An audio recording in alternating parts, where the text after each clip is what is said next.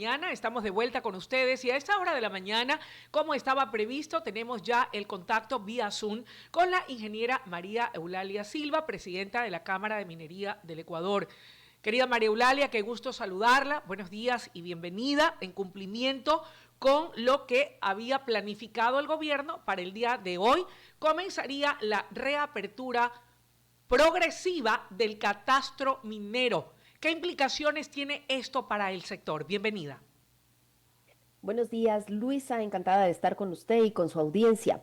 Efectivamente, hace un par de semanas, la vocera de gobierno de Carondelet anunció la reapertura del catastro minero como un proceso en fases. La primera fase arrancaría hoy para minería no metálica. Luego iría la minería metálica y hasta fin de año se abrirían todos los regímenes, lo cual obviamente es bueno. ¿Y por qué es bueno? Por varias razones. ¿Qué es un catastro minero? El catastro minero es el portafolio de concesiones que tiene el Estado disponibles para dar en concesión, para que un operador minero haga primero la exploración, que toma muchísimos años, y luego, eventualmente, si es que las condiciones se lo permiten, las condiciones geológicas, las condiciones técnicas, hacer ahí una mina. Eso es muy bueno. ¿Qué significa para los ecuatorianos? Significa que va a haber atracción de inversión, eso es importante. Significa que esas zonas que normalmente están en zonas muy remotas, donde escasamente llegan las oportunidades, empiezan a atraer inversión y a desarrollar la economía nacional, pero sobre todo la economía comunitaria. Eso es muy importante. También es súper importante entender que el país es un país lleno de riqueza y que esa riqueza, si es que no se la aprovecha de una manera ordenada, de una manera que nos genere réditos, simplemente vamos a estar permitiendo que la narcominería que hoy está arrasando la región, pues arrase también con nuestros recursos minerales. Entonces, por todo eso es una excelente noticia. La minería no es una industria solo de mineros. La minería es una industria que requiere de un montón de servicios, de un montón de profesiones y que finalmente, lo decimos, creemos que tenemos el potencial para ser la primera industria del país. Con apenas 2 minas industriales, fíjese que, por ejemplo, Perú tiene más de 60, Chile tiene más de 200, con apenas 2 minas industriales. La minería ya se constituye en el 2% del PIB y en el cuarto rubro de exportación. Y ha sido la gran responsable de que decrezca la pobreza en Zamora Chinchipe, donde están estas 2 minas industriales. María Eulalia, algunas puntualizaciones para ir avanzando en varios de las aristas del sector minero, del catastro minero y por supuesto de este controversial tema de la tasa de fiscalización. Acabábamos de entrevistar, y no sé si usted tuvo la oportunidad de escuchar algo de esa entrevista, a la doctora Cecilia Baltazar.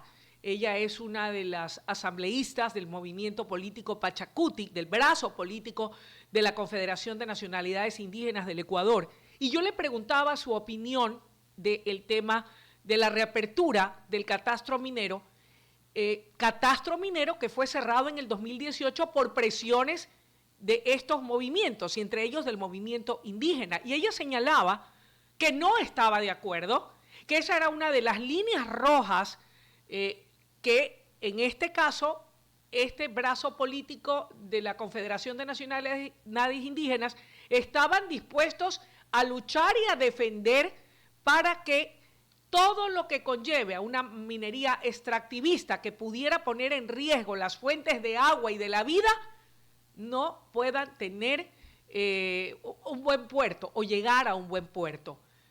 ¿Qué opinión le merece? La visión de ellos no ha cambiado con respecto a este tema y aquí podría sí abrirse un cuello de botella toda vez que este catastro, según información que me he permitido escudriñar y usted me la podrá corroborar, es que este catastro enfrenta una debilidad, pues no cuenta con una ley que regule la aplicación de la consulta previa, libre e informada que demandan los grupos sociales que obligaron al cierre del catastro en el año 2018. ¿Qué me puede decir al respecto? Como Cámara discrepamos absolutamente de esa opinión. Pero más allá de ponerla desde el punto de vista minero, yo quiero ponerla desde el punto de vista del ciudadano ecuatoriano. El cierre del catastro minero no ayudó sino a proliferar la minería ilegal. Decir no a la minería no implica que se va a cuidar el ambiente, más bien todo lo contrario. Si cerramos la puerta a la minería formal, controlada, supervisada por el Estado y también sujeto de controles y sanciones, si es el caso, si cerramos esa posibilidad, no seamos ingenuos. Nuestros recursos minerales van a ir a manos de los narcomineros, que ya lo estamos viendo. De hecho, no es coincidencia que se cierra el catastro y se dispara la minería ilegal. No es coincidencia, es más bien Es una consecuencia. es una consecuencia y además es el ecosistema que esperan los grupos delictivos que pase. ¿Para qué? Para que ellos avancen. Lo mejor que le puede pasar a un minero ilegal es que permanezca cerrado el catastro minero. ¿Para qué? Para poder hacer de las suyas, porque no hay control sobre el territorio, porque no hay responsables sobre ese territorio. Y ya yendo nuevamente a esto que dicen estos movimientos, yo hago una reflexión. Los países más mineros del mundo son Canadá y Australia. Países que tienen zonas naturales que son protegidas, que tienen pueblos originarios, que han desarrollado sus enormes economías y potentes economías a partir de minería, pero que después diversificaron sus industrias. ¿Y qué hay como consecuencia? Que son sociedades más igualitarias, que son sociedades con menos pobreza, que son sociedades con más oportunidades, independientemente de dónde nazca la gente o dónde esté la gente, son sociedades que permiten dar oportunidades. Y por eso yo no hablo en este momento como minera, yo hablo como ecuatoriana. Me parece que decir no a la minería es una irresponsabilidad absoluta, porque esos grupos que dicen no a la minería, poniendo en el mismo saco la minería responsable con la minería ilegal, que no debería llamarse minería ilegal, debería llamarse extracción ilegal, pero ponen en el mismo saco, no están haciendo más que prohibiendo, más que frustrando, más que negando la oportunidad legítima que tienen los ecuatorianos de progresar. Y le voy a dar un ejemplo, Luisa, porque esta sí es una industria de grandes inversionistas, de un montón de impuestos, pero también es una industria que ha permitido que muchos ecuatorianos salgan de la pobreza de una manera digna y formal. Las dos minas industriales que hoy tenemos son minas que están afincadas en Zamora Chinchipe. La única provincia de las 24 que ha logrado decrecer la pobreza, ninguna otra, ok, en los últimos años. Pero vamos aún haciendo un zooming aún más puntual. La parroquia Los Encuentros, para quienes estudian el país, sociología, antropología, debería ser un caso de estudio. Esta es una parroquia ubicada en el cantón Yanzasa, provincia de Zamora Chinchipe, que está prácticamente en el límite con el Perú.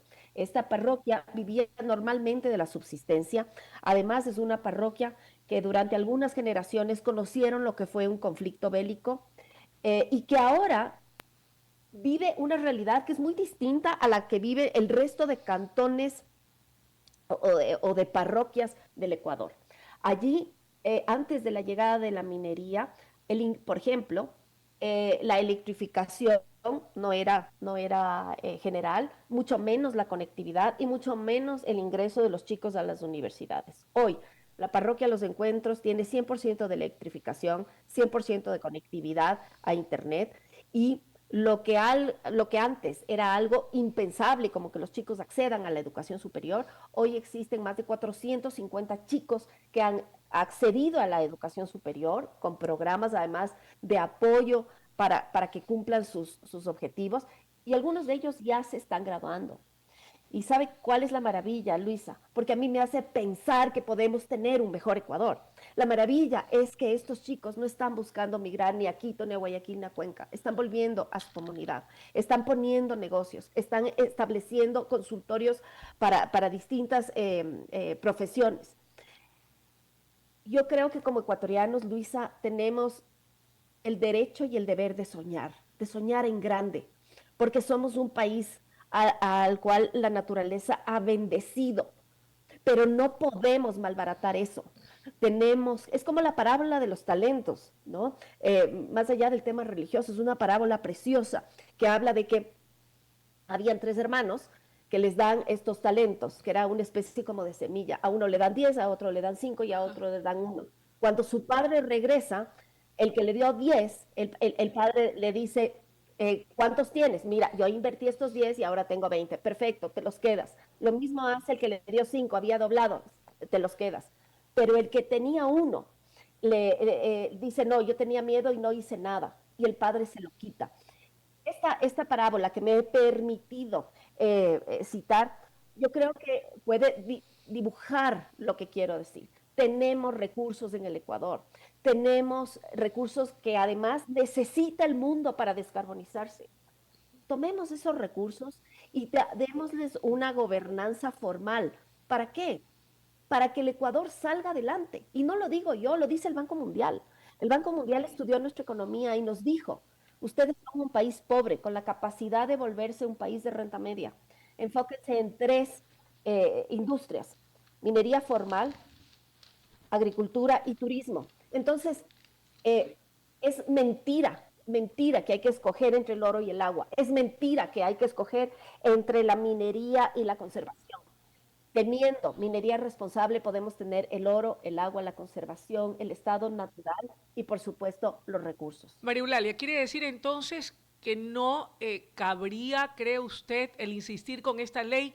Porque no olvidemos que en el 2023 la Corte Constitucional dio a la Asamblea un plazo de 1 año para que puedan emitir esta ley que permita esta consulta previa, libre e informada que demandan estos grupos sociales. No sé, pero me preocupa porque yo comparto su criterio y su sentir, que creo que es el de las mayorías, porque sin desmerecer el pensamiento de quienes no compartan nuestro criterio, y esto no lo digo como comunicadora, yo hablo de mi criterio como ciudadana y como ecuatoriana que cree en el progreso y que cree en un extractivismo serio y responsable que no afecte ni atente contra la naturaleza, pero respeto a quienes vayan a disentir con lo que yo pienso. Pero sí me preocupa, digo, que de insistirse en que tiene que haber una ley o una normativa jurídica que les consulte previamente, entonces no vamos a poder avanzar con el catastro minero progresivo como se ha ofrecido por parte del gobierno, porque ahí hay un escollo, es como que hubiera una piedra en el zapato y mientras esté no se puede avanzar. Luisa, aquí hay mucha desinformación y más bien gracias por el espacio para poder explicarlo. A ver, ¿qué es la consulta previa libre e informada? Es un mecanismo de participación ciudadana que el convenio 169 de la OIT, del cual el Ecuador es suscriptor, establece que si es que va a haber un proyecto de tipo extractivo en una zona donde hay comunas, comunidades o nacionalidades indígenas, hay que hacer este proceso.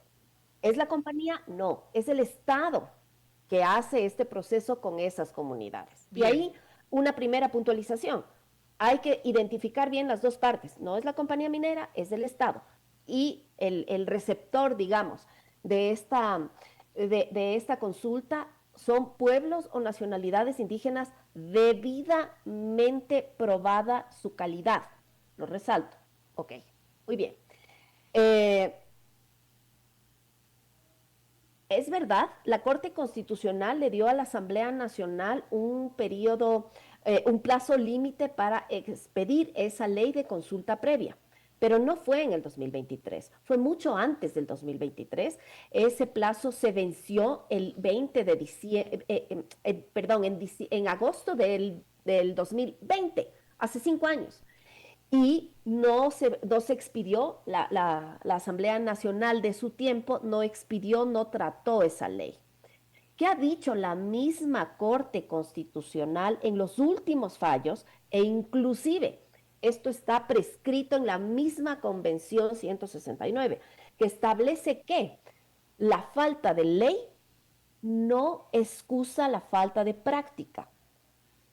Inclusive en muchos países de la región, la consulta previa no se hace amparado a una ley, se hace amparado a un reglamento, porque al fin y al cabo, la base legal y jurídica para la consulta previa yace en el convenio 169 del cual el Ecuador es suscriptor. Es un convenio expedido por la Organización Internacional del Trabajo. Entonces, ahí están los estándares. Entonces, creo que hay que empezar a diferenciar eso. No es que todo proyecto extractivo tiene que tener una ley de una consulta previa, no es así, porque no en todas las áreas de directa influencia de los proyectos mineros existen pueblos indígenas. Es bueno que se aclare. Es bueno que se aclare porque es bueno aclararlo. Qué bueno que usted lo haya aclarado y lo haya detallado así, porque de allí se pueden agarrar estos grupos sociales que están en contra y que siempre están en contra y por todo en contra, y a pesar de que se explica están en contra, entonces allí ya no podrán agarrarse de eso. Otra cosa. Mire, sí. Luisa, si me permite, solo quiero hacer una pequeña reflexión. Muchas gracias. Claro que sí. Yo creo que el antiminerismo en el Ecuador, primero, es menos del que se percibe, y eso lo hemos medido metodológicamente. Creo que en parte puede haber gente que por desconocimiento diga no a la minería, pero también hay que saber que hay gente que dice no a la minería formal porque hay agendas ocultas. No estoy diciendo que sea el caso de la persona que usted menciona, no estoy diciendo, pero claro, le voy a dar un ejemplo real. En 2018 el proyecto Río Blanco había salido ya, había empezado a producir. Un grupo de activistas, entre comillas, logra parar a través de un tribunal provincial ese proyecto, aduciendo que no se había practicado la consulta previa. Ahí no procedía la consulta previa porque no había comunidades o nacionalidades indígenas dentro del área de influencia. Esto es en Molleturo, en la provincia de La Suay. Esto sucedió en 2018. Desde 2018 ese proyecto está paralizado. ¿Qué ha pasado desde ese punto a esta parte? El proyecto, el que fue el proyecto Río Blanco, está tomado por mineros ilegales. Inclusive ahí la fuerza pública en su momento intentó entrar, no pudo, les agredieron.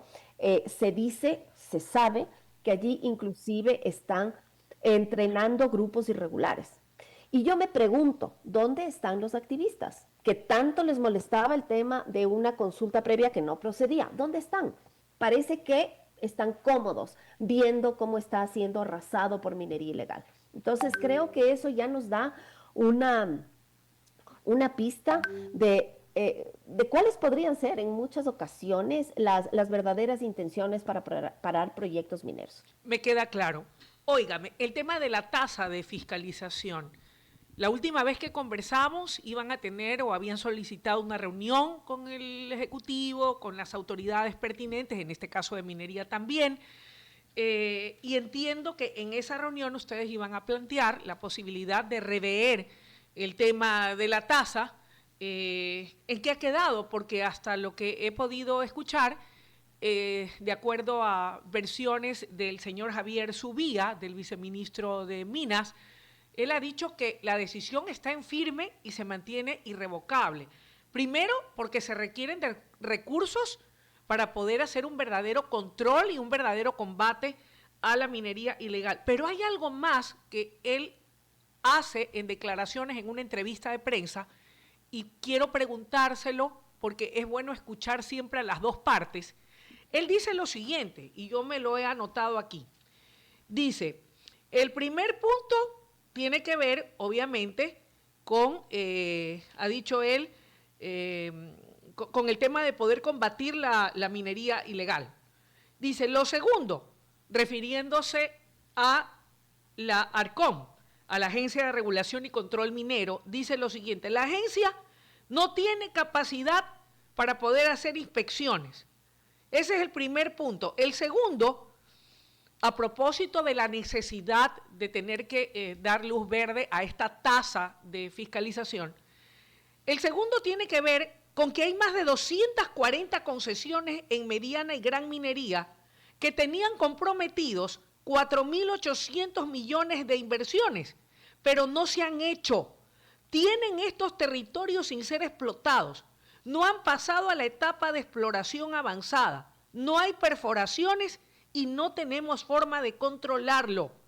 Es decir, y dicho en otras palabras, fue mucho ruido y pocas nueces. Es decir, que la plata que dijeron que iban a invertir nunca llegó. No ha llegado un solo centavo a pesar de que el ofrecimiento era multimillonario. Eso alega el viceministro de Minas, el señor Javier Subía. ¿Esto es cierto, estimada María Eulalia? ¿Cómo responde usted a estas declaraciones del funcionario de gobierno? A ver, Luisa, voy a empezar por lo primero. Nosotros reconocemos la necesidad de fortalecer mecanismos de control y valoramos los esfuerzos que está haciendo el gobierno para combatir la minería ilegal, ¿no? Pero, como le había dicho en una conversación anterior y lo ratificamos, la medida en las condiciones actuales simplemente vuelve inviable a la exploración minera formal en el país.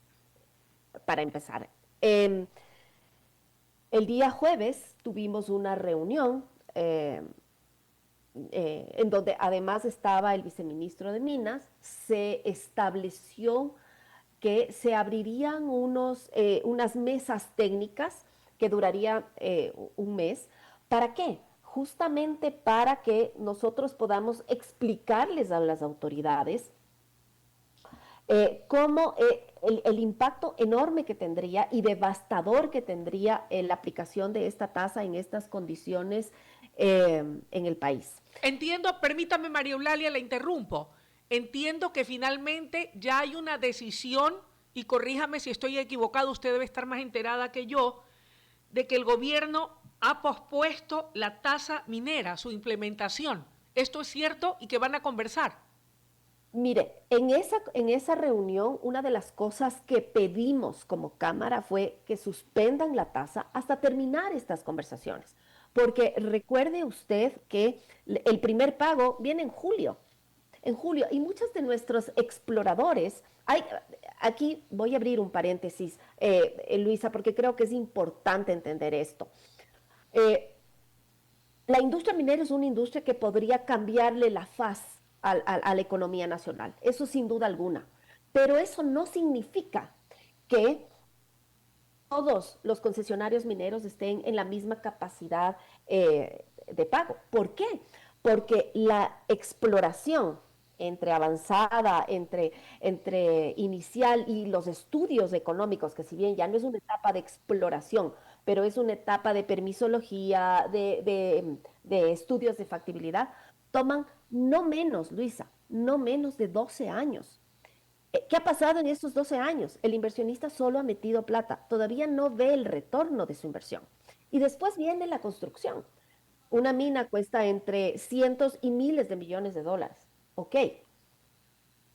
Entonces, las minas que hoy están funcionando, caminaron un trecho de entre 15 y 18 años para ver el primer dólar de vuelta. Entonces, creo que eso no han podido entender del todo las autoridades. De hecho, las tasas de fiscalización o igualan o incluso superan los presupuestos establecidos para funcionamiento anual. Eso significa perforación, relacionamiento comunitario, pago de nómina. Entonces, creo que no ha habido esa comprensión y por eso nosotros agradecemos y saludamos el establecimiento de unas mesas técnicas, sin duda alguna. Ahora bien, de lo que ya refiere el viceministro de Minas, creo que hay que tomar en cuenta dos cosas. Primero, en muchos casos no han podido avanzar porque es el mismo Estado que de una u otra manera no lo permite. Un permiso en el Ecuador toma el doble de lo que puede tomar en Perú, por ejemplo. Entonces, Un explorador hace, por ejemplo, un presupuesto para un proceso. Esos presupuestos terminan siendo el doble porque el tiempo es el doble. Hay que tomar en cuenta eso, primero. Segundo, creo que esa no es una razón para castigar a toda la industria. Si es que, si es que el Estado ecuatoriano ha identificado casos puntuales, pues que tomen las correcciones del caso, pero que no que no sufra toda la industria. Eso no es viable. Entonces, creo que son Creo que son consideraciones que hay que tomar en cuenta. Nosotros estamos positivos, nosotros creemos que este gobierno quiere parar la minería ilegal, lo saludamos y lo entendemos también, pero la forma de hacerlo es atraer una inversión formal. Y más ahora que se va a abrir el catastro minero, esas condiciones para el inversionista tienen que ser condiciones que le permitan avanzar y que no cree el efecto contrario, que es poner un muro de contención para que nadie venga a invertir en el país. María Eulalia, el tiempo de la entrevista ha concluido. Quiero agradecerle, como siempre, su gentileza, su fineza de atender siempre que la requerimos. Siempre usted clara, siempre frontal, siempre sin evadir ninguna de las preguntas que aquí le hacemos. Sé que mañana estará por Guayaquil en una actividad que hace la Cámara de Minería y por supuesto que yo, oiga, termino mi programa de radio y me tendrá usted allí en primera fila para acompañarles en esta importante actividad. Gracias y que tenga un lindo día. Gracias a usted, Luisa, siempre es un gusto conversar con usted y bueno, mañana tendremos un espacio para charlar. Gracias. Un fuerte abrazo para ella, amables oyentes. Vamos a una breve pausa. Esto es WQ Noticias en el Noticiero Nacional 102.1 FM. Míranos por YouTube y también por Facebook. Vamos a una pausa y cuando volvamos estará con nosotros el doctor Juan José Hidalgo, especialista en Derecho Penal y Criminología. Con él estaremos hablando de otro tema que nos quita el sueño a todos los ecuatorianos, el tema de la seguridad o inseguridad. ¿Cómo lo decimos? Ahí se las dejo. Una pausa y ya regresamos.